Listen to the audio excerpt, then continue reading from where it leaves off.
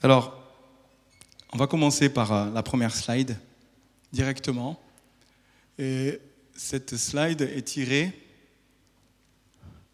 du Hébreux, chapitre 11, verset 1. Nous sommes dans une série qui dit que ensemble, nous devons être en mission. Ensemble en mission. Et il y a 2 semaines, Anne a commencé l'élément de la foi et j'ai vraiment reçu de continuer dessus. En fait, dimanche dernier, c'était Blaise qui prêchait encore sur une chose qu'on avait vue ensemble, qui devait être redite, c'est la prière de l'accord. Le fait d'être vraiment ensemble en mission, il était tout à fait dans... Et puis c'est le genre prophétique à fond, il ne savait pas ce qu'on était en train de vivre, il est venu appuyer. Et puis le Seigneur me parle vraiment de foi. Et ce qui a été dit ce matin, c'est vraiment une confirmation, d'accord, qui est basée sur ce verset. Et pour ceux qui sont sur les réseaux sociaux, vous avez dû voir ça passer. Ça vous fait penser à quoi? L'ophtalmo. Vous allez chez l'ophtalmo et puis il va vous faire un test sur votre vision, sur la qualité de votre vision. Est-ce que c'est sur 10 sur 10? Est-ce que c'est 9? Est-ce que vous êtes aveugle, quoi? Vous voyez rien. Vous commencez, là, vous ne le voyez pas. C'est un peu, là, c'est un peu compliqué. D'accord? Et vous descendez, il descend, pour ceux qui connaissent, jusqu'à ce qu'on ne voit presque pas. Et c'est exactement ce que nous dit Hébreux 11. La foi est une ferme assurance des choses qu'on espère. Et on a entendu parler d'espérance ce matin. D'accord? Et une démonstration de celles qu'on ne voit pas. La foi voit l'invisible. La foi rend l'impossible indispensable. Celui qui vit par la foi, il vit par des choses qu'il perçoit dans son esprit, qui sont concrètement impossibles, mais il les rend par sa foi indispensables à aujourd'hui. La foi, c'est la capacité de voir. Et c'est Paul qui nous dit dans 2 Corinthiens 5, 7, « Nous ne marchons pas par la vue, mais par la foi. » En fait, avoir la foi, c'est voir. Mais ce que physiquement on ne voit pas. C'est de ne pas s'arrêter sur ce qu'on voit. C'est pas ça qui influence nos vies, qui nous donne le thermostat, mais c'est ce qui ne se voit pas auquel tu crois parce que tu le vois. Et les croyants sont des voyants. Ils voient l'impossible. Ils voient l'invisible. Ils le perçoivent. Et je veux nous engager à rentrer dans ça. Parce qu'en fait, pour pouvoir percevoir ce qui est invisible et le croire, il faut être dans l'espérance. C'est ce qu'il nous dit ce texte. Une ferme assurance des choses qu'on espère. Il faut que ce que tu espères, tu en aies l'assurance. Ça veut dire que ta pensée, ton cœur, ton esprit est rempli d'espérance. Tu t'attends à de belles choses de l'avenir. Ce qui vient demain, les bonnes choses de demain que tu vois, dont tu as l'assurance, tu en as la conviction, tu en as l'intime conviction. Tu espères. Tu ne le vois pas encore. Tant que tu espères, tu ne le vois pas encore. Mais à un moment donné, cette espérance est telle que tu attires ce qui est invisible à venir dans la réalité. Mais la clé, on va le voir ce matin, c'est la conviction, c'est l'assurance, c'est la détermination. C'est en toi, tellement en toi, que c'est plus « ah, ça viendra un jour », c'est maintenant.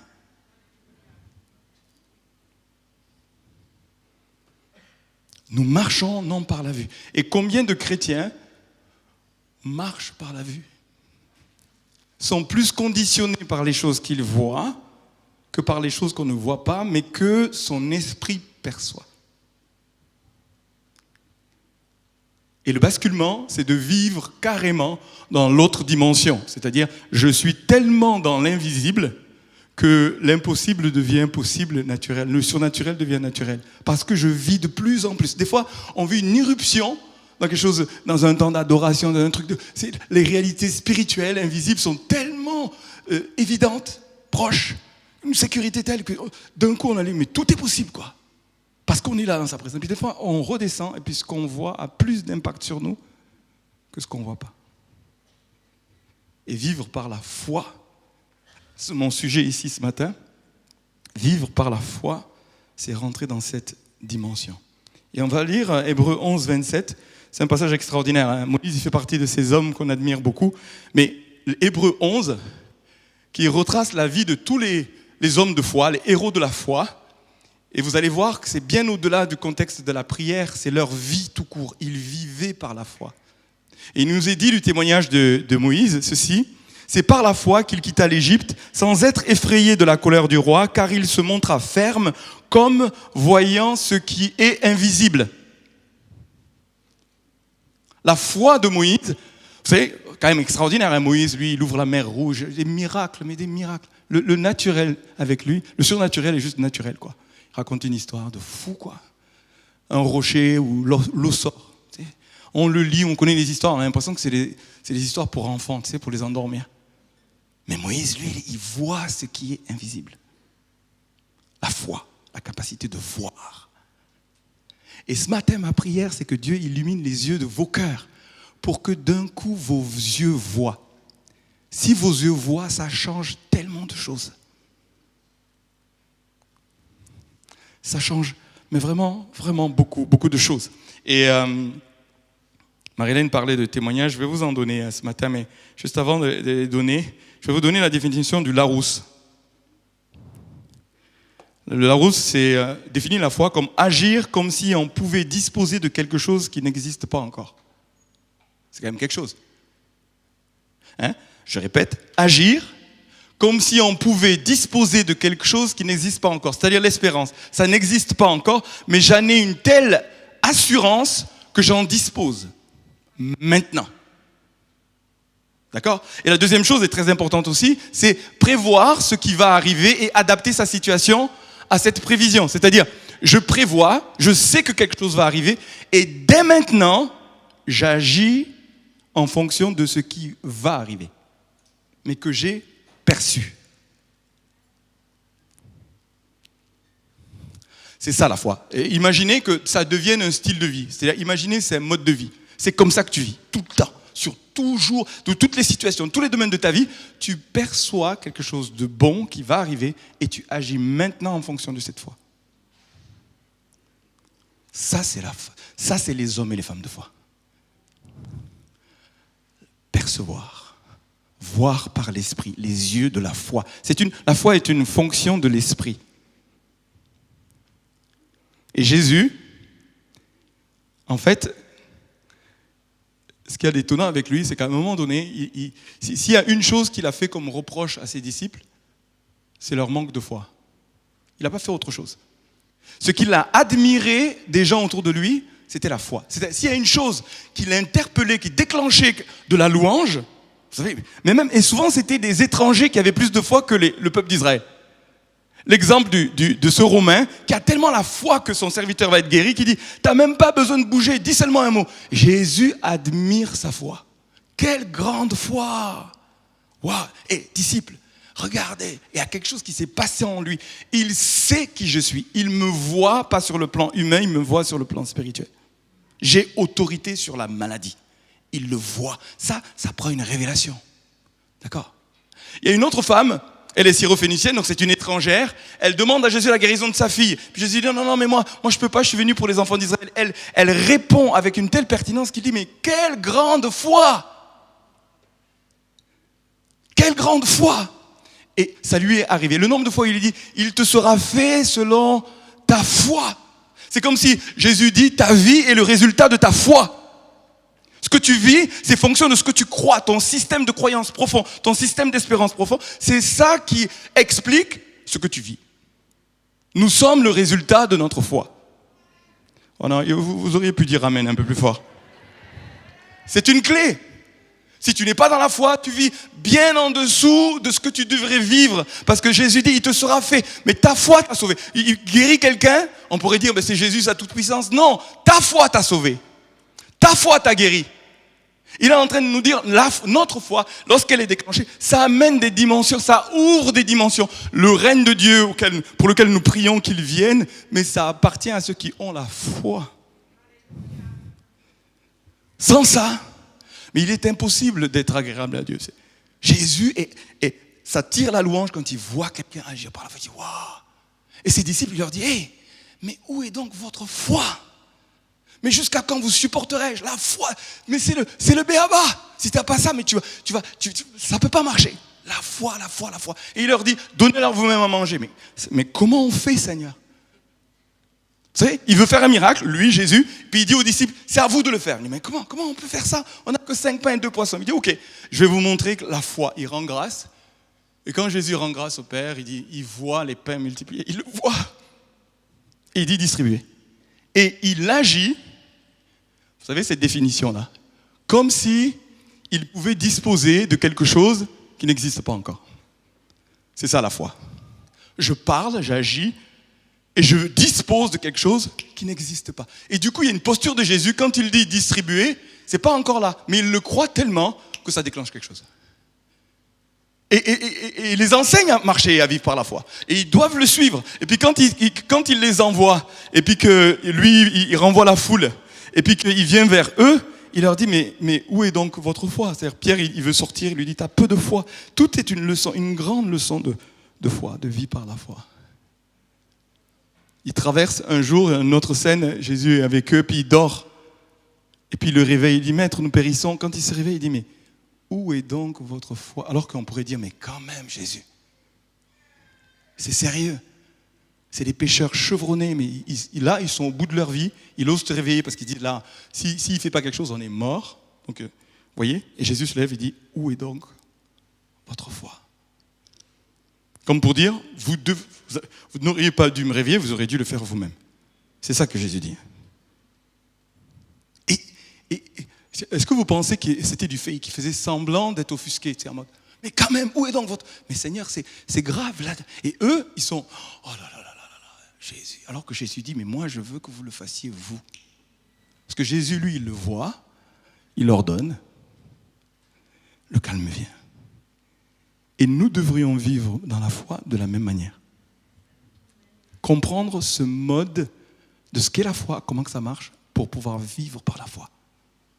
Les réformateurs, vous savez, Martin Luther, Calvin, ont eu la révélation d'un verset qui se trouve dans Hébreux 10, 38, « Mon juste vivra par la foi ». Nous sommes protestants parce que c'est basé sur cette révélation que nous sommes justifiés non par les œuvres, mais par la foi. Et nous croyons que quelqu'un naît de nouveau par la révélation que Jésus est mort à notre place, et il a pris notre péché, et nous sommes justice de Dieu. Nous sommes justes parce que nous croyons que Jésus est mort à notre place pour que nous soyons justes. Est-ce que je connais mon catéchisme? C'est exactement ça, hein, l'évangile. Mais ça demande la foi. Ça demande la foi que tu es juste. Mais si tu crois que tu es juste et que tu agis comme si tu l'étais, c'est ça la foi. Tu ne le vois pas, tu commets des actes, tu fais des tas de choses qui te disent le contraire, mais tu crois. Mais une vraie foi qui fait que tu vis toute ta vie, c'est une vie dans la foi que Christ est mort pour toi, ainsi tu es justice de Dieu. Lui, il est devenu péché, tu es la justice de Dieu. T'imagines? La justice marche tous les jours. Je le crois. Mais si tu le crois vraiment, waouh, il y a quelque chose qui se passe. D'abord, tu agis, tu penses, tu fonctionnes complètement. Et d'ailleurs, la sanctification est d'abord une question de foi. Parce que tu crois qu'il a fait pour toi. Il a même été pour toi sanctification. D'accord? Il faut le croire. Et au moment où tu vis par la foi, il y a quelque chose qui te détache de la pesanteur qui te tient vers en bas. Tu vis dans une autre dimension. Les frères Wright, qui ont inventé l'aviation, ont découvert un principe qui s'applique très, très, très fort à la foi. C'est que la loi de l'aérodynamisme vient suspendre la loi de l'attraction. La foi vient suspendre l'impact des choses visibles sur nos vies. Et donc, tu décolles, tu te mets à voler. Nos esprits sont faits pour voler. Nos esprits sont faits pour voler. Et du coup, il faut réussir à suffisamment avoir la foi pour tout le temps être en apesanteur. La foi, c'est je suis toujours en apesanteur. Je suis dans une dimension où l'attraction de ce qu'on voit, de ce qu'on ressent, ne prend plus sur moi. Il y a quelque chose, une loi supérieure de la foi me place ailleurs, ce qui fait que je vole. Merci ma chérie.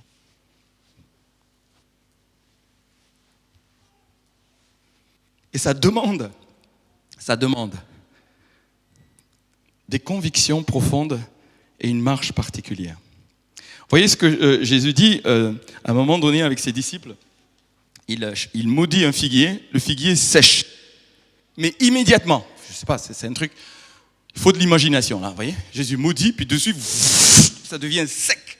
Tu dis, ah, d'accord. Ils sont impressionnés, ils disent, ah, t'as vu. Jésus dit, mais écoutez, ça c'est simple ce qui vient de se passer. D'ailleurs, franchement, c'était pas très utile. Hein. Excusez-moi, j'ose dire, bon, il n'y a pas de figue, tu vas chercher un autre arbre. Jésus est frustré. Je ne sais pas, j'ose. Hein. Tu n'auras plus de fruits qui viendra de toi. Est-ce que je le fais bien, le truc là? Le bruitage. Parce qu'il a dû se passer quelque chose pour que d'un coup, il sèche d'un coup à cause de la parole de Jésus. Il sèche. Ok? Ils sont impressionnés. Et Jésus dit, écoutez bien ceci, ayez la foi de Dieu. Pensez comme Dieu. Raisonner comme Dieu, fonctionner comme Dieu. Et il leur dit ceci, on va le lire juste après. On est dans Marc 11. Ce texte, je l'ai médité, remédité, c'est une vraie clé. Je vous le dis, 11, 23, 24. Si quelqu'un, après avoir dit, ayez la foi de Dieu, fonctionnez comme Dieu, ayez un mode de vie, donc vivez par la foi comme Dieu vit par la foi. Et il dit, si quelqu'un dit à cette montagne, ôte-toi de là, jette-toi dans la mer, et s'il ne doute point en son cœur, mais croit que ce qu'il dit arrive, il le verra s'accomplir. C'est pourquoi, je vous le dis, tout ce que vous demanderez en priant, croyez que vous l'avez reçu, et vous le verrez s'accomplir. C'est-à-dire, tu demandes une chose à Dieu, tu crois que tu l'as reçue. Tu crois que tu l'as reçue. Cette clé est la démonstration de la foi. Je l'ai reçue. Parce que tu crois, c'est-à-dire tu agis comme si tu avais à disposition quelque chose qui n'est pas encore là, mais tu agis. Et je vais insister ce matin pour qu'on bascule, parce que vous allez voir, c'est important. Tu le crois et tu agis ainsi. Je vais vous donner un témoignage. Parce que quand je préparais cela, je dis, Seigneur, j'ai envie d'avoir un témoignage tout frais de la manifestation de la foi. Ça arrivait, mais en général, le Seigneur nous met dans l'épreuve. Alors on va au resto avec Marie, on s'est retrouvés tous les deux. Après le resto, il s'est trouvé que je me suis fait plaisir quand même à ce resto. Et le soir, j'ai eu mal au ventre, mais mal au ventre. J'ai dit, bon, ça va passer. Et ça faisait très longtemps qu'une telle chose ne m'était pas arrivée. Le lendemain, à midi, je remange, boum, mal au ventre. Mais mal au ventre. Le surlendemain, on est invité chez des amis, on mange. Puis tu sais, mal au ventre, tellement mal que je me suis mis à vomir. Et je n'ai pas dormi de toute la nuit. Je vous dis toute la nuit. Et on arrive au week-end avec Blaise et Edith, et je ne voulais pas louper cette formation. Juste avant, je remange de nouveau, et j'ai mal, mais tellement mal. Et on rentre à la maison, le vendredi soir, et on est dans la voiture. Vous savez, quand tu as mal, tu ne sais pas comment te positionner. Je ne sais pas si c'est... J'ai tellement mal. On est dans la voiture. Seigneur, au nom de Jésus, au nom de Jésus, au nom de Jésus. Alors écoutez-moi bien. À un moment donné, parce que je préparais cette prédication, j'ai dit, maintenant, amen, on a prié. Maintenant, je crois que je l'ai reçu. Vous savez ce qui s'est passé? Dans ma tête, je me suis mis à dire, on était dans la voiture, donc on va arriver, je vais dormir comme un bébé, et on est entre nous, hein, et je vais faire l'amour à ma femme. Non, mais, je vais dormir comme un bébé, mais je vais tellement bien dormir, être bien, que je vais faire l'amour. Avant, vous savez ce qui s'est passé? Au lieu de passer la nuit à souffrir, j'ai fait ces deux choses-là.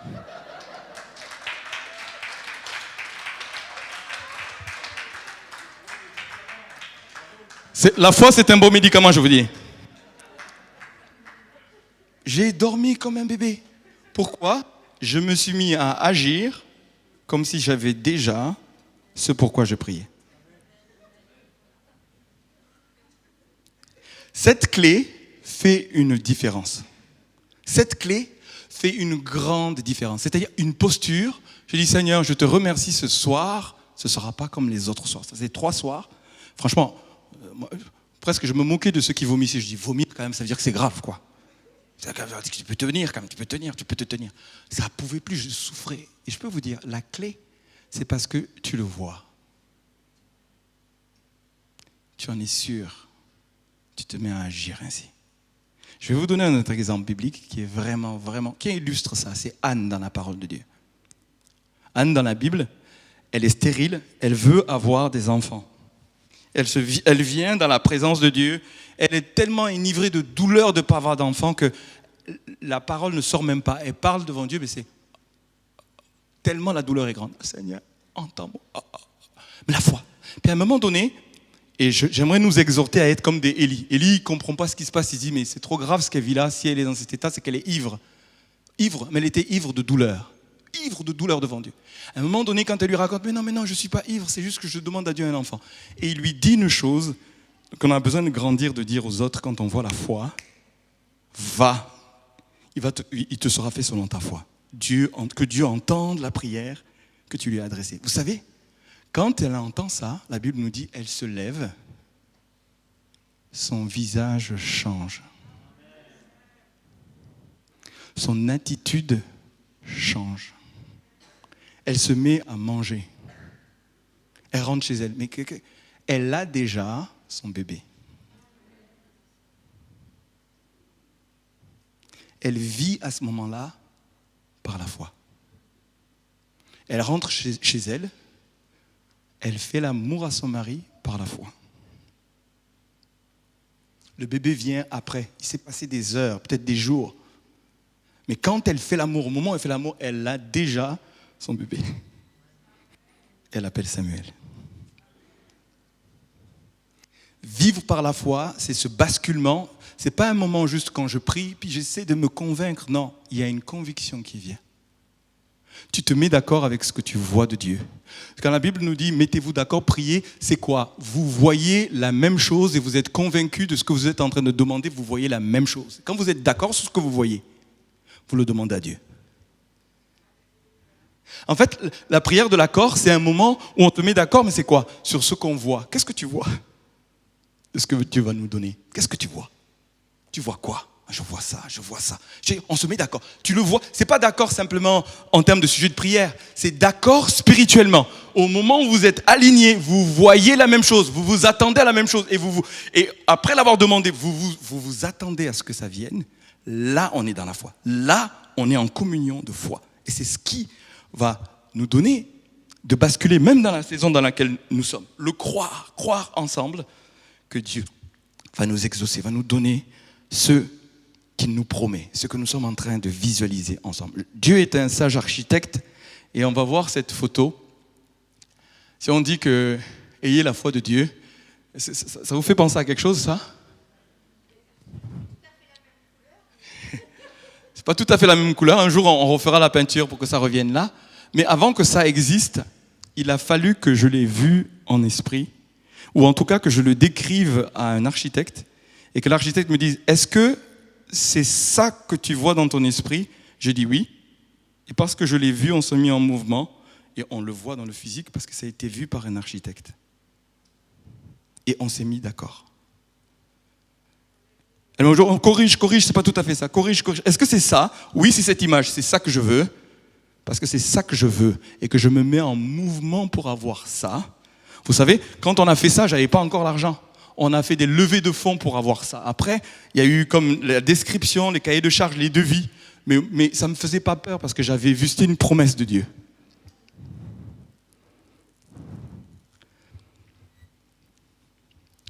Tout ce qui existe a d'abord été pensé et imaginé à l'avance. Regarde la chemise que tu as, le pantalon que tu as, ça a été d'abord vu dans l'invisible et dessiné dans l'invisible pour que ça arrive. Est-ce que vous me suivez là? La voiture que tu as, la maison que tu as, tout ce que tu as, les chaussures là que j'ai, tout, ça a d'abord été vu. Et donc, pour vivre par la foi, il faut, et que tu vois une situation qui doit être transformée, il faut que tu la vois d'abord transformée dans ton esprit. Pour que ça change dans le visible, il faut que ce soit déjà transformé et que tu en sois convaincu. Le voir est une étape. La deuxième, c'est d'être convaincu que ce que tu vois va arriver. Parce que tu es convaincu de ça, tu agis en conséquence. Ton action dans la foi déclenche le ciel et impacte quelque chose dans ta vie. Tu te mets à parler et à agir différemment. Pourquoi ? Tu es habité d'une vision. Cette vision te convainc. La deuxième étape, elle est essentielle. Et tu te mets à agir. Tu te mets à parler. J'ai vu cela. Et puis, je peux vous citer le nombre de situations où la foi se met en place. En fait, nous croyons beaucoup plus qu'on croit. On vit plus par la foi, sauf que la question, c'est qu'est-ce que tu crois ? Ce que tu vis est le résultat de ta foi. Tu crois quelque chose. Si tu crois le négatif est là. Si tu crois ce que la parole de Dieu dit, ce qu'il promet, tu lèves les yeux et tu vis par cette vision. Et cette vision est un carburant et qui crée un mouvement, une parole, une action dans ta vie. C'est ça la marche par la foi. Et si c'est toute notre vie qui est conditionnée par ça, nous vivons ainsi par la foi. Donc la question, que vois-tu ? Pour ton couple, que vois-tu ? Pour tes enfants, que vois-tu ? Pour ton entreprise, que vois-tu ? Qu'est-ce que tu vois ? Est-ce que tu le vois tel que c'est ? Est-ce que tu le vois transformé ? Et prier, c'est passer du temps à voir comme Dieu voit. Jésus, il dit une chose, je l'ai dans les slides là, c'est dans Jean 5, 19.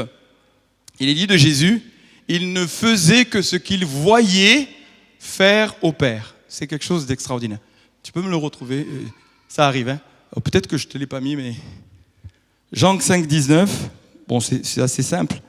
Le Fils ne peut rien faire de lui-même, il ne fait que ce qu'il voit faire au Père. Et tout ce que le Père fait, le Fils le fait pareillement. Tout ce que Jésus a fait, qu'on connaît, il l'a vu faire au Père. C'est-à-dire, il a eu une vision, il a capté, il a été habité de cela. Tout ce que le Père fait, il imite, quoi. Il est sur la terre, il imite ce que le Père fait, parce qu'il voit. L'enjeu pour nous, c'est qu'est-ce que nous voyons. C'est-à-dire, dans nos vies, qu'est-ce que nous voyons ? Qu'est-ce qu'il a été imprimé dans nos vies qui a besoin d'être transformé ? Un enfant, pourquoi Jésus il dit que le royaume de Dieu est pour ceux qui ressemblent aux enfants ? Parce que les enfants, ils croient les premières choses de leur vie avec crédulité. Un enfant est crédule. Il croit en l'amour. Tout ce que tu vas dire et faire va l'imprimer et va constituer une forteresse, va constituer un fondement dans sa vie, de sa foi. Si tu vis dans un milieu qui croit que tu vas réussir, tu ne vas pas réussir juste parce que tu as une capacité de foi naturelle, parce que tu as grandi dans une culture qui a nourri en toi la foi, vrai ou faux ? Et ça vaut pour tellement de choses. Ce que nous vivons est le résultat de ce sur quoi nous avons placé notre foi d'enfant crédule. Jésus dit, reviens à cette attitude de foi, d'accord ? En confiance dans tout ce que la parole de Dieu dit, Dieu est un Père, il prend soin de toi, tu le crois. Parce que tu le crois, ça crée en toi une culture de la foi, une espérance. Parce que ce que tu connais de Dieu, ce que tu connais de sa parole, ce que tu connais de sa nature, si tu le crois vraiment comme un enfant, tu vas vivre par la foi. Et il va se retrouver un conflit entre tout ce qui en toi vit par une foi dans quelque chose de négatif ou de différent de ce que la parole de Dieu dit, il va y avoir un conflit. Et c'est là la marche par la foi.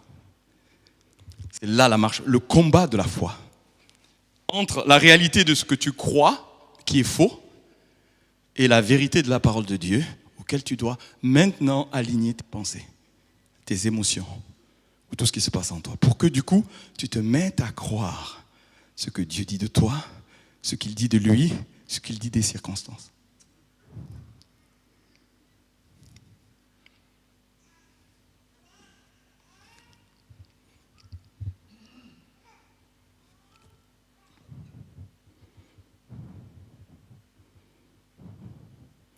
L'invisible est plus réel que le visible. C'est ça la base de la foi. Dans Hébreux 11, 3, il nous est dit, mais nous reconnaissons, nous percevons que les choses visibles ont été créées par des choses invisibles. La foi, c'est croire que ce qu'il prime, c'est ce qu'il y a d'invisible, sur ce qu'on ne voit pas.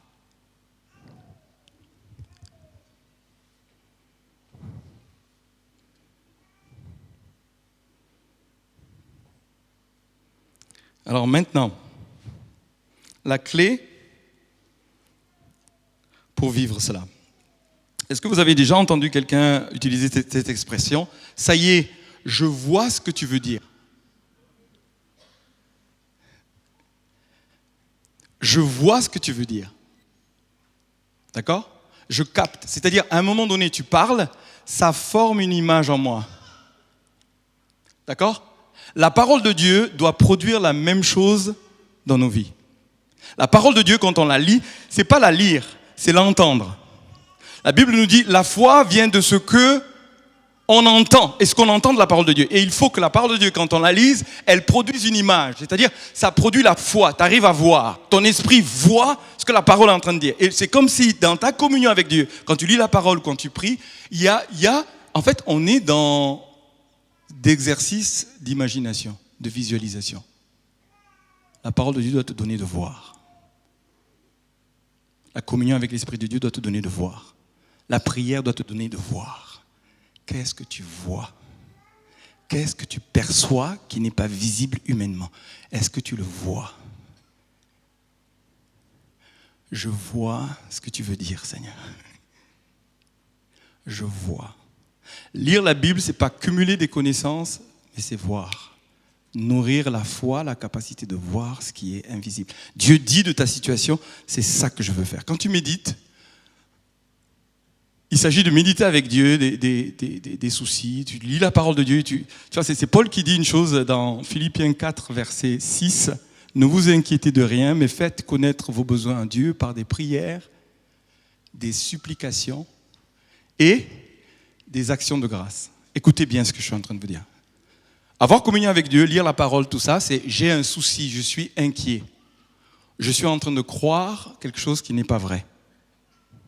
Vous me suivez là? J'ai ma foi. Si tu es inquiet, c'est que tu ne crois pas la bonne chose. Vrai ou faux? Il nous dit, ne vous inquiétez de rien, mais faites connaître à Dieu. Donc là, c'est un moment de prière. Seigneur, je te fais connaître ce besoin. Je lutte avec, j'arrive pas à voir autre chose que ce qui m'inquiète. Je prie. Puis il y a des moments, c'est tellement dur, il faut passer à la supplication. Seigneur, je t'en supplie. Il y a une lutte, je commence là. Je t'en supplie, j'arrive pas à voir autre chose. J'ai besoin que tu me donnes une autre image. Quand à un moment donné, tu te mets à voir la situation transformée, vous savez à quelle étape on passe? L'action de grâce. Je vois autre chose. La prière, c'est une persévérance jusqu'à ce que tu vois autre chose. Dès que tu vois autre chose, la paix de Dieu, qui surpasse toute intelligence, garde ton cœur et tes pensées, parce que maintenant tu vois, et tu peux dire, Seigneur, merci, je crois que ce que je vois maintenant, tu me le donnes.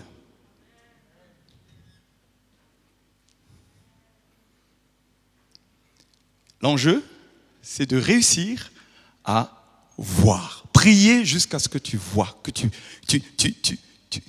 percez et vous verrez. Dans la prière, persévérer, c'est-à-dire percer jusqu'à voir. Voir avant l'exaucement.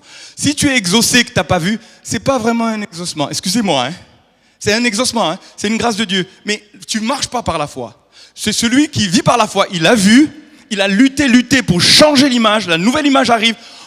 L'action de grâce. Je te remercie d'avance que tu m'as déjà donné ce pourquoi je t'ai prié. Je l'ai déjà. Merci Seigneur, tu es bon.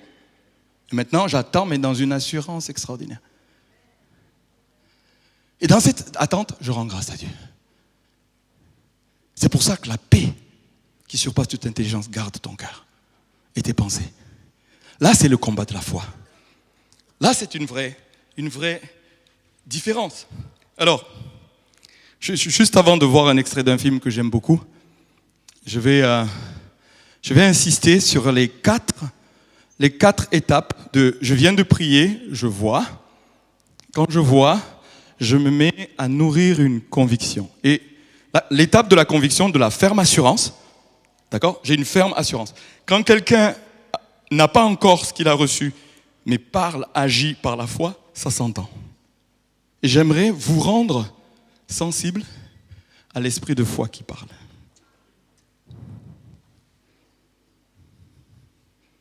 J'ai déjà ce pourquoi j'ai demandé. Je l'ai déjà. C'est une attitude. On a parlé de Anne, mais il y a tellement d'autres exemples bibliques où il y a une conviction, j'ai une sécurité, j'ai une confiance. Ça vient. Ça vient. Je ne sais comment ça vient. Je peux vous raconter plusieurs histoires comme ça. On a vécu une crise dans notre vie d'église ici il y a quelques années. Une grande crise de confiance. J'avais posé un acte. Comment je vais qualifier ça?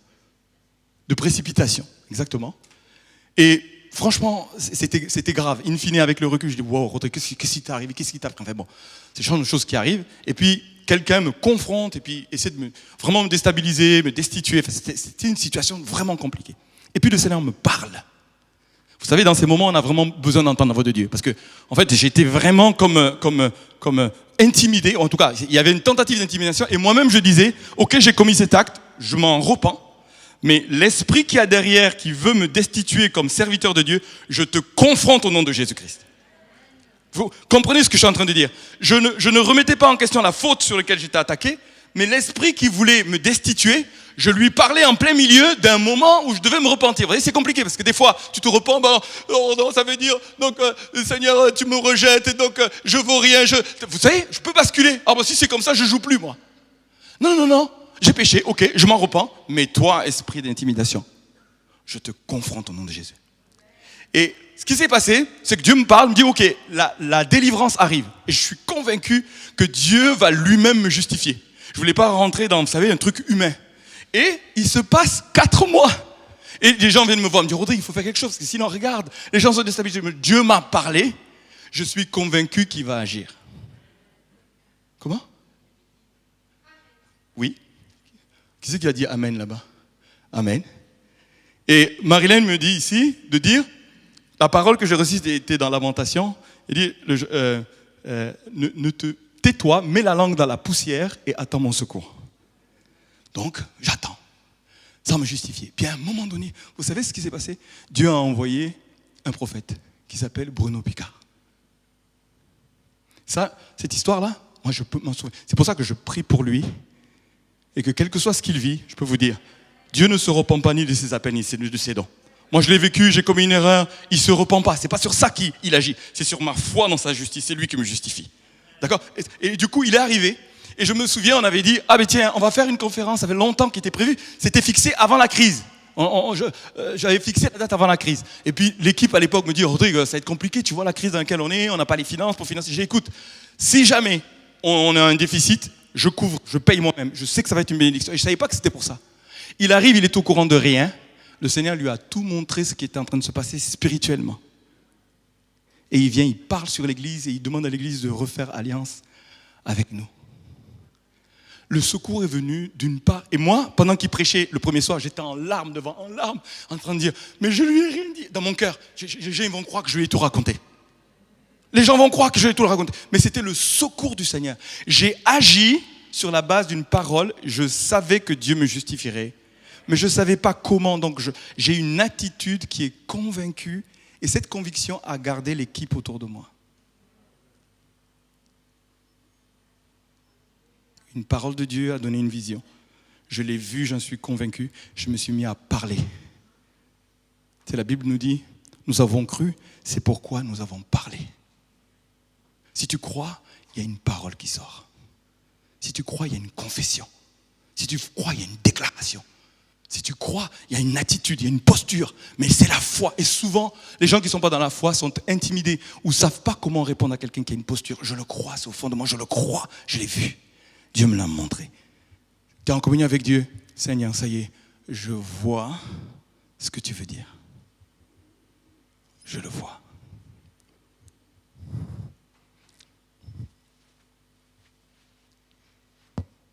On va regarder une vidéo que j'aime beaucoup pour illustrer la foi. Et il s'agit du film Hook. C'est l'histoire du capitaine Crochet, mais Peter Pan, au pays imaginaire. D'accord? Donc c'est un pays où les enfants normalement ne grandissent pas. Et c'est dans cette histoire, finalement Peter Pan a grandi, il s'est marié et puis il a oublié. Il est devenu un peu amnésique comme ça, toute son histoire. Et il est ramené au pays imaginaire. Bon, c'est une belle histoire, hein, mais qui illustre bien la foi. Voyons ça.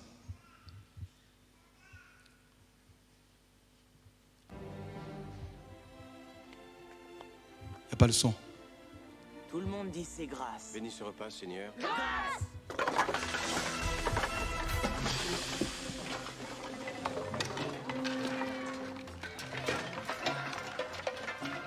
Toutes les magiboufs que j'aime.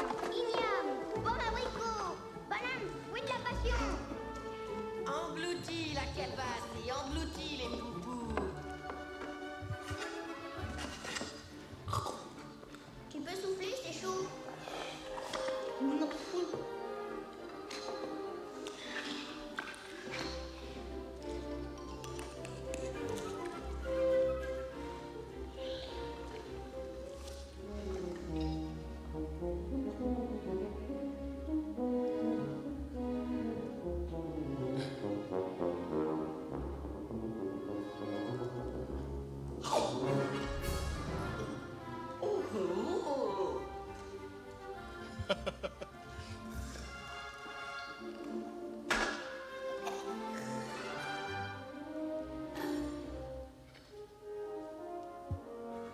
Tu manges tout ça? Non, vas-y, je t'en prie. Mange. Ça rime à quoi? Où est la nourriture? Si tu n'arrives pas à t'imaginer en Peter Pan, tu ne le seras jamais. Allez, mange. Manger quoi? Y a rien dans les assiettes. Gandhi, mangez plus que ça. Ok. Alors, vous voyez l'image. Quand on vient dans la présence de Dieu, on se met à table. Et si tu n'as pas la foi, tu ne vois pas ce qu'il y a à manger. Lui, là, il a oublié. C'est en lui. Hein. Où est donc ta foi? Il l'a pas. Il n'y a rien qui s'active. Et pourtant, il est en train de s'entraîner, il y croit que quelque chose va se passer, mais il ne voit pas. Il ne voit pas. Et l'enjeu pour ta vie, pour nos vies, c'est de réussir à basculer. Tant qu'on n'a pas basculé, il y a une dimension qui nous tient à terre. Vous allez voir, il va redevenir Peter Pan. Si vous aimez les Walt Disney, toutes ces histoires, revoyez ça, c'est très très édifiant. Et maintenant, on va voir, à un moment donné, il y a un déclenchement, et la foi arrive.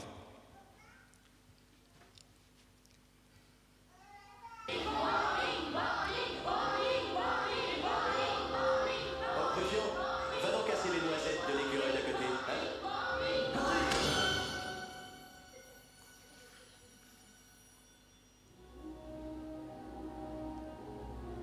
Tu y arrives.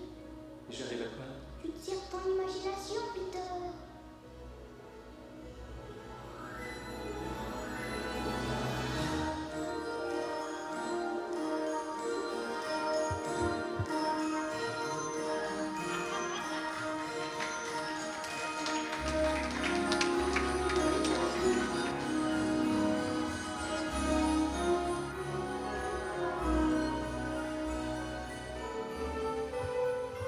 Alors, Tu joues avec nous, Peter?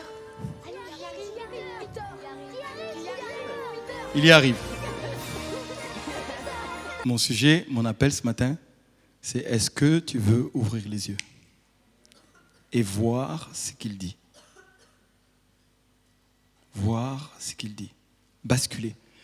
Là, pour se nourrir spirituellement, il a fallu que ses yeux s'ouvrent. Pour te nourrir de la parole de Dieu, il faut que ton esprit s'ouvre et te mette à voir que ta situation peut être transformée avec le Seigneur, dans la communion avec le Seigneur, en méditant sa parole. Juste avant de prier, je vais vous partager le conflit qui se passe quand on est confronté à une image qui nous inquiète ou qui fait qu'on n'est pas dans la foi. Et on va lire dans 1 Corinthiens 10. Je vous disais tout à l'heure, 2 Corinthiens 10. Je vous disais tout à l'heure que dans nos vies, il y a des choses qui se sont élevées. Nous croyons tous, en fait. La question, c'est à quoi nous croyons? Sur quoi nous portons notre foi? Parce que tu crois un mensonge, ça produit des choses dans ta vie. C'est aussi simple que ça. Si tu crois que tu n'as pas de valeur, à cause de l'expérience que tu as été abusé, tu as vécu des choses terribles, tu crois que tu n'as pas de valeur, ça déclenche des choses. C'est une foi. Nous croyons tous. Nous vivons tous par la foi. La question, c'est qu'est-ce que tu crois? Sur quoi tu portes ta foi? Si tu portes ta foi et que tu vois qu'il y a un conflit entre ce que la parole dit que tu médites, Quand tu pries ce que Dieu est en train de te dire, tu es en lutte, il y a un travail, il y a tout un parcours pour basculer. Comme Peter Pan ici, pour basculer, que tes yeux s'ouvrent, ça demande tout un parcours pour se réconcilier avec qui il était. Alors excusez-moi d'utiliser ça comme une parabole, mais il était Peter Pan, mais il avait oublié. Nous sommes les enfants de Dieu, mais nous l'oublions. Nous sommes enfants de Dieu. Nous avons l'autorité, on a les promesses, on a tout, absolument. Dieu dit des choses sur nous. Si nous étions simples, dans le sens de le croire comme un enfant, tu nais de nouveau, tu deviens enfant de Dieu, tu crois cela, parce que tu le crois, tu vas le vivre, et du coup, tu vis par la foi. Mais il se trouve qu'il y a toute une histoire, comme Peter Pan, qui fait que tu as grandi, soi-disant. Tu as eu de l'expérience, et tu sais que c'est compliqué des fois. Et tu te mets à croire, ça constitue ce qu'on appelle une forteresse, une hauteur, qui s'élève contre la connaissance de Dieu. Dieu est Père, Dieu est bon, Dieu est pour toi, Dieu est capable. Toutes ces vérités sont là. Amen. Le problème, c'est mon expérience me dit autre chose. Ma vie me dit autre chose. Je crois autre chose par le cumul de ce que j'ai vécu avec mes parents, avec un professeur qui a mal parlé sur moi, avec une personne avec qui je suis sorti qui m'a trahi, et puis du coup, je me mets à croire que tous les hommes, par exemple, sont des je ne sais quoi. Ou toutes les femmes. Mais à un moment donné, c'est de la foi. Comprenez ce que je suis en train de dire. Tu le crois. Et parce que tu le crois, tu agis comme cela. C'est comme ça. Le mécanisme de la foi est inscrit en nous. Nous agissons en fonction de ce que nous croyons. Et parce que nous croyons mal, on est en conflit avec ce que Dieu dit. Il dit, mais moi, ce qui se passe en moi, ça ne me dit pas ça. Ce que je vois, ce n'est pas ça. Et voici ce que nous dit Paul. Il va loin ici. Il dit... Les armes avec lesquelles nous combattons ne sont pas charnelles, mais elles sont puissantes par la vertu de Dieu pour renverser des forteresses. Nous renversons les raisonnements et toute hauteur qui s'élève contre la connaissance du vrai Dieu, l'expérience du vrai Dieu, la conviction à l'intérieur du vrai Dieu. Et nous amenons toute pensée captive à obéir à Christ. C'est ça le combat de la foi qui fait qu'on soit en dedans, soit au nom de ça. Le mécanisme est le suivant. Dans ce que tu vis, discerne ce que tu crois. Dans tout ce que tu vis. C'est un travail de méditation. Je suis inquiet, mais si je suis inquiet, mais qu'est-ce que je crois? Si je vis ces choses-là, qu'est-ce que je crois? Tu es obligé d'aller chercher ton système de croyance qui forme la pensée de l'espérance. Parce que nous espérons tous quelque chose en fonction de notre foi. Si tu crois mal, tu espères le mal. La question, donc du coup, quand tu es devant Dieu, quand tu pries, qu'est-ce que je crois qui est en conflit avec la vérité de la parole de Dieu? Et ça se passe aussi par nos émotions. Ne vous inquiétez de rien. La crainte révèle ce que tu crois. Quelqu'un qui est dans la foi, il n'est pas dans la crainte. C'est dans la peur, dans l'angoisse, dans l'anxiété. Discerne. Qu'est-ce que je crois derrière cette émotion? Quel est le mensonge auquel je crois? Quelle est la forteresse qui s'est constituée dans ma vie? Quelle est la hauteur qui est là? Et dès que tu l'as discerné, fais comme Paul. Au nom de Jésus. Bon, le nombre de fois où moi je prie, où je parle, je suis tout seul. Alors ça peut faire drôle, on a des apprentis en haut. Je leur ai prévenu, de temps en temps, moi je dis Alléluia, ça sort comme ça. Ils ne sont pas croyants, ils sont là. Puis il y a des moments, c'est au nom de Jésus. Vous savez ce qui se passe là? Quand d'un coup je vais dire au nom de Jésus, et il va dire oh qu'est-ce qui se passe? Il y a un problème. Non, je suis en train de parler à mes pensées ou à mes émotions. Parce que je discerne que je suis en train de poser ma foi sur quelque chose qui n'est pas la vérité de la parole de Dieu. Et maintenant, j'amène ces pensées captives à l'obéissance de Jésus. C'est-à-dire, si mes pensées sont focalisées sur un mensonge, je te dis, au nom de Jésus, je renverse ce mensonge et je l'amène à obéir à Christ. Je l'amène à la soumission de l'autorité de Christ, de la vérité de la parole de Dieu. Et c'est un combat. Ça là, attention, je t'ai discerné. Derrière, il y a un mensonge et une forteresse. Je te confronte au nom de Jésus. Et c'est un processus, des fois c'est long. Moi, dans ma famille, je vous donne un exemple juste pour que ça vous parle, mais on a grandi avec un père qui était très exigeant au niveau des études. Tu réussis dans les études, mais tu es génial. Tu ne réussis pas, mais tu es un loser, quoi. Mais vraiment. Mais vraiment, vraiment, vraiment. Ce qui fait que, moi, j'ai pris l'église ici, j'avais un bac plus 2, un BTS. Ben, pour lui, tous les autres, vous savez, c'est médecin, ingénieur, expert comptable. Je ne sais pas si vous voyez là. Et moi, avec mon bac plus 2, j'arrive, je deviens pasteur, mais je vivais dans un complexe. Et ce complexe m'a fait bouger pendant une année. J'ai essayé de prouver que je n'avais pas de diplôme, je n'avais pas de ceci. Tu sais, je vivais dans un complexe parce que je suis né dans une culture où si tu n'as pas un diplôme, tu ne vaux pas grand-chose. Il a fallu que je m'en libère parce que celui qui me qualifie, c'est Jésus. Mais ça a été un processus en moi pour vivre libre. Pour vivre par la foi que Dieu m'a appelé. Et quand au moment où je suis confronté, vous savez, tu es déstabilisé. Si c'est pas en toi, tu ne peux pas confronter l'intimidation qui vient devant toi. Parce que je vis par la foi, c'est Dieu qui m'a appelé, c'est lui qui m'a établi. Et si je dois bouger d'ici, c'est lui qui l'ordonnera, c'est personne d'autre. Pourquoi ? Parce que j'ai confronté les forteresses. Et des forteresses, je pourrais vous en raconter des tas et des tas, héritées par la famille. Mes parents, moi, je ne leur jette pas la pierre. Bon, ils sont décédés aujourd'hui. Mais ils l'ont fait en bonne conscience, en croyant bien faire, sans savoir. Mais en attendant, ça a imprimé quelque chose en moi. Redevenir enfant pour croire de nouveau ce que Dieu dit et se mettre en conflit avec tout ce qui s'est construit en nous. Mais pour cela, il faut voir. Pour cela, il faut voir.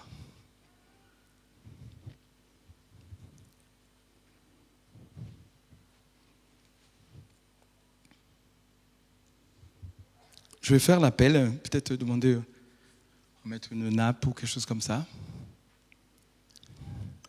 Je vous disais que la foi, c'est une attitude, c'est une posture. C'est un moment où il y a un combat jusqu'à ce qu'on voit une image.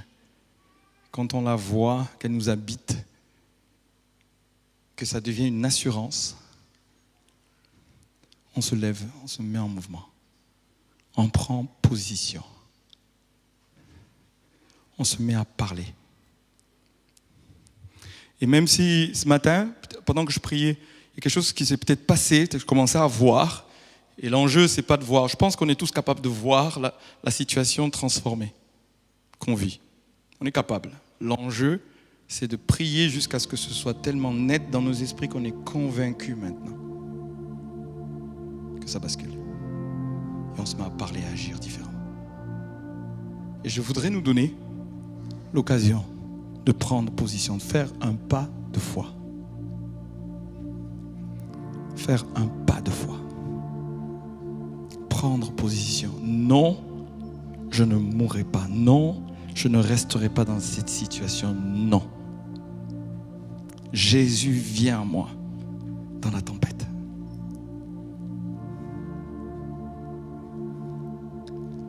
On l'a vu ce matin. Jésus vient à toi dans la tempête.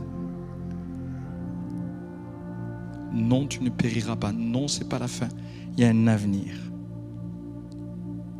Et l'avenir est glorieux. Ce qui vient de demain est bon. Alléluia. Alléluia.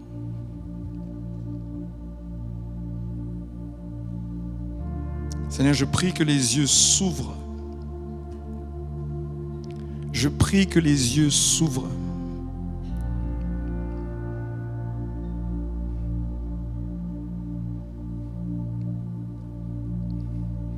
Illumine les yeux du cœur pour voir l'espérance qui s'attache à ton appel.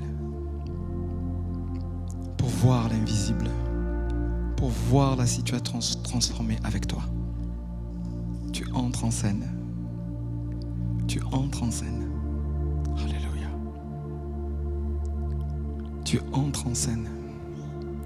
Tu entres en scène. Voyez-le. Il fait infiniment au-delà de ce que nous demandons et même imaginons. Je libère l'imagination pour voir, spirituellement pour voir, percevoir la situation transformée jusqu'à ce que cette image t'habite et produise une conviction. Au nom de Jésus. Au nom de Jésus. Alléluia. Alléluia. Alléluia. Le Seigneur s'approche, comme il s'est approché de Gédéon, et puis il t'appelle vaillant héros. Tu es capable. Avec la force que tu as, tu es capable. Avec l'Esprit de Dieu qui est en toi, tu es capable. Avec la parole et les promesses, tu es capable. Vois ce qu'il te dit. Vois ce qu'il te dit. Alléluia. Alléluia. Alléluia. Alléluia. Alléluia. Alléluia. Alléluia. Alléluia. Alléluia. Alléluia.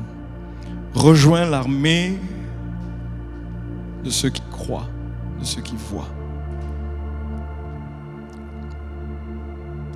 Et moi, le Seigneur m'a montré qu'il y aurait des campus, des églises filles de notre église. Ici, dans ce département. D'autres lieux où ce sera des églises de croyants qui se retrouveront avec la vision du royaume de Dieu. Je l'ai vu. Ça fait des années que le Dieu m'a montré. Je l'ai vu dans mon esprit. Et j'agis en fonction de ce que j'ai vu.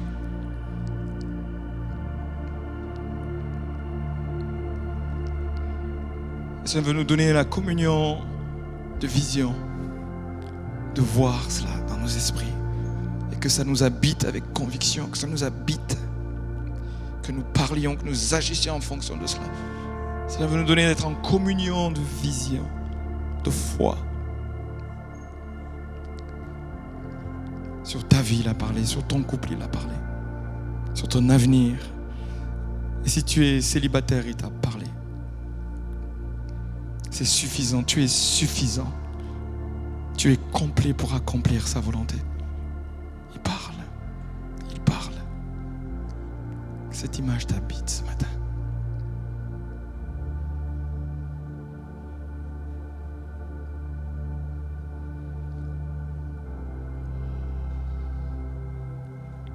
Je sens aussi l'appel du Seigneur à se repentir d'avoir placé sa foi dans des mensonges.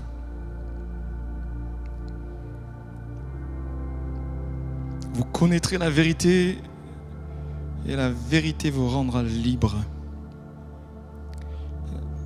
Il dit à ses disciples, vous avez pour père le père du mensonge. Je viens confronter les mensonges ce matin. Et toi-même, dans ta repentance, confronte les mensonges. Dissocie-toi du père des mensonges. Et viens à la vérité qui est Jésus.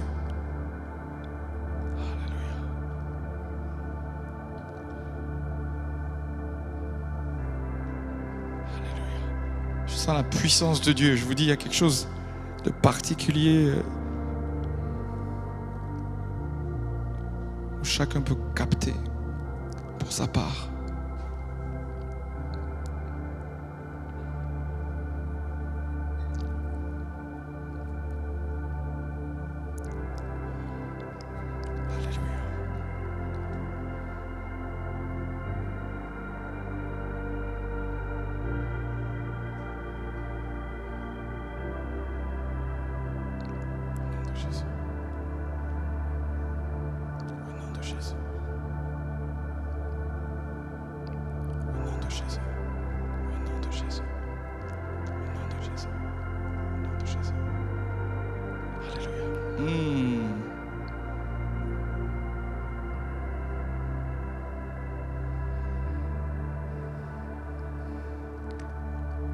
Quelle que soit l'étape où vous êtes, je vous invite à poser comme un acte, peut-être même physique, et laissez-vous conduire. Faire un pas de foi. Enclencher le processus de la marche par la foi. La marche, c'est un pas après l'autre. On apprend à marcher, à trouver l'équilibre sur la parole de Dieu, sur l'Esprit de Dieu. Vous pouvez vous lever, vous pouvez venir devant, vous pouvez vous mettre à genoux, mais obéissez au Saint-Esprit. Je vous en supplie, obéissez au Saint-Esprit. C'est une aventure extraordinaire que de le suivre.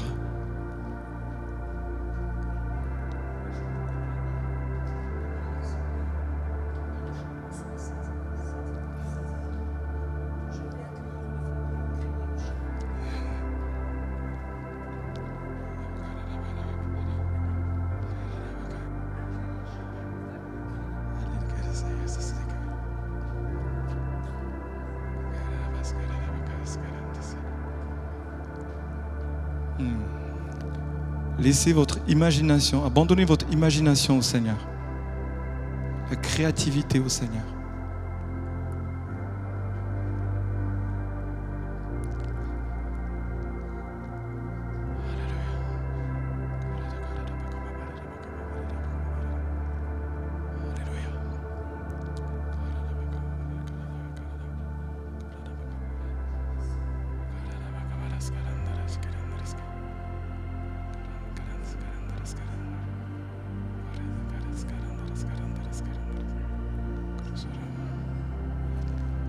Écoutez le Seigneur et obéissez à ce qu'il vous dit.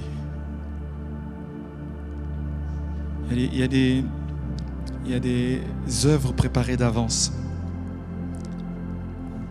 pour chacun d'entre nous. Ces œuvres portent nos noms. Et le Seigneur me montre qu'il y a des parents qui enferment leurs enfants dans ce qu'ils sont aujourd'hui, dans ce qu'ils sont en train de vivre, en particulier des ados. Et le Seigneur vous demande un regard différent devant lui. Voyez-les avec le regard de Dieu. Voyez vos enfants avec le regard de Dieu. Soyez dans la foi d'une autre image. Ne les enfermez pas dans vos inquiétudes ou dans la réalité de ce qu'ils peuvent même vivre. Libérez-les maintenant. Dans vos esprits, libérez-les. Parlez une parole de foi et d'espérance devant Dieu. Votre posture va avoir une influence sur vos enfants. Votre posture de foi va avoir une influence. Et vous ne le faites pas pour cela, mais c'est votre foi devant Dieu. Libérez-les au nom de Jésus-Christ. Pareil pour des amis non-croyants.